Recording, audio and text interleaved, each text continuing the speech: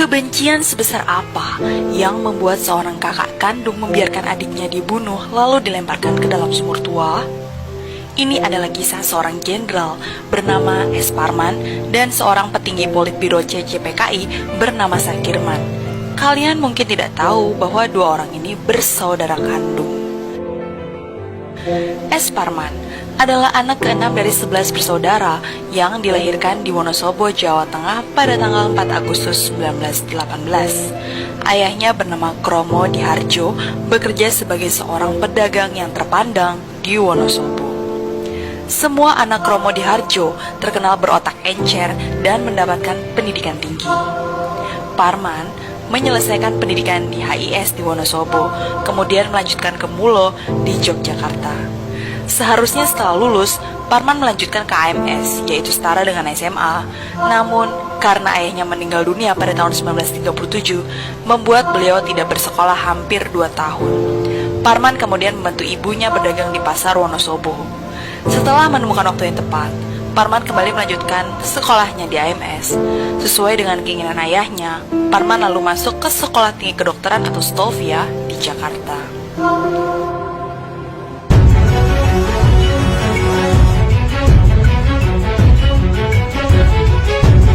Lagi-lagi sekolah kedokterannya kembali terhambat karena situasi politik berubah dari kekuasaan Belanda menuju kekuasaan Jepang.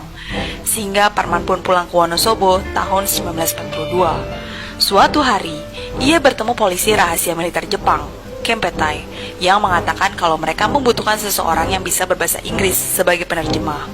Mulai saat itu, Parman yang fasih berbahasa Inggris mengikuti Kempeitai hingga ke Yogyakarta. Meski membantu Jepang, rasa nasionalisme Parman tetap tinggi. Ia terus berhubungan dengan teman-temannya yang berjuang diam-diam untuk melawan Jepang.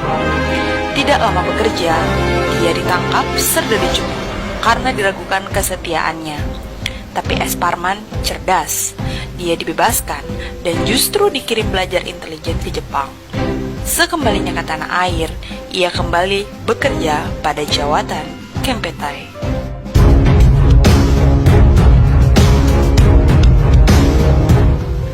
Awal karirnya di militer dimulai dengan mengikuti Tentara Kawan Rakyat atau TKR, yaitu tentara RI yang dibentuk setelah proklamasi kemerdekaan.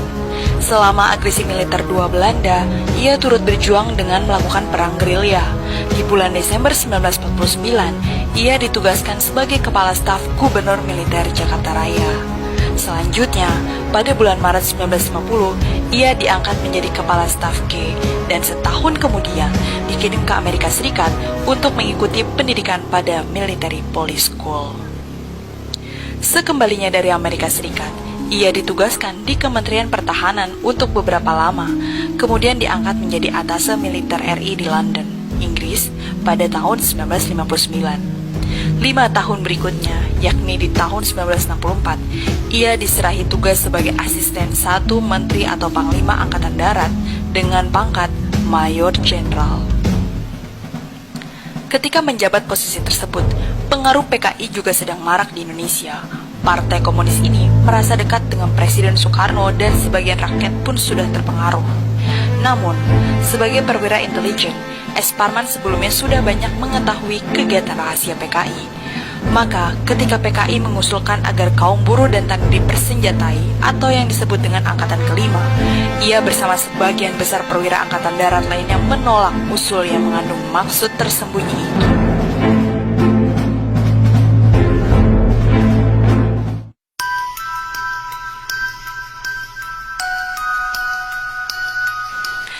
Sementara itu, di dalam keluarga Kromo Diharjo terdapat Insinyur Sakirman, anak nomor 3 atau kakak kandung S. Parman yang lahir pada tanggal 11 November 1911 atau 7 tahun lebih tua dari S. Parman. Sakirman merupakan insinyur teknik sipil pribumi lulusan ITB. Beliau merupakan sosok yang humble, merakyat, dan dekat dengan rakyat kecil, sekalipun dirinya berasal dari kalangan orang kaya dan terpandang di Wonosobo. Barangkali karena karakter itulah yang menyebabkan Sakirman merasa nyaman dengan ideologi komunis. Insinyur Sakirman merupakan salah satu tokoh penting di jajaran elit Partai Komunis Indonesia. Dia menempati jabatan sebagai anggota Politbiro CCPKI yang dalam dunia politik sekarang setara dengan Dewan Penasihat.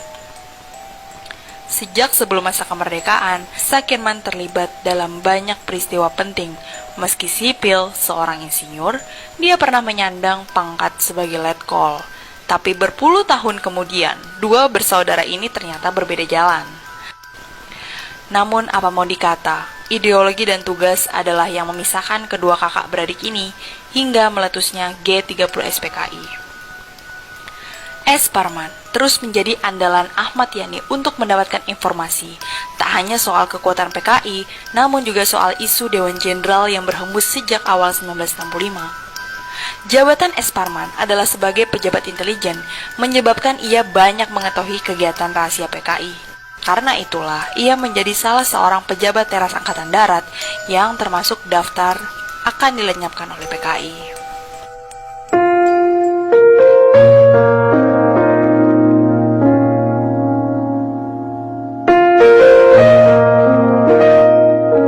Sebelum menjadi korban penculikan dalam peristiwa G30 SPKI, Parman beserta istri telah memiliki firasat, di mana pada Kamis 30 September 1965 banyak burung gereja dan burung seriti di kamar tamu. Selain itu, Parman bersama sang istri juga berjalan ke Taman Makam Pahlawan Kalibata Jakarta Selatan 6 bulan sebelum peristiwa G30 SPKI terjadi. Kepada sang istri, Parman berpesan setelah meninggal dan harus dimakamkan di Taman Makam Pahlawan Kalibata.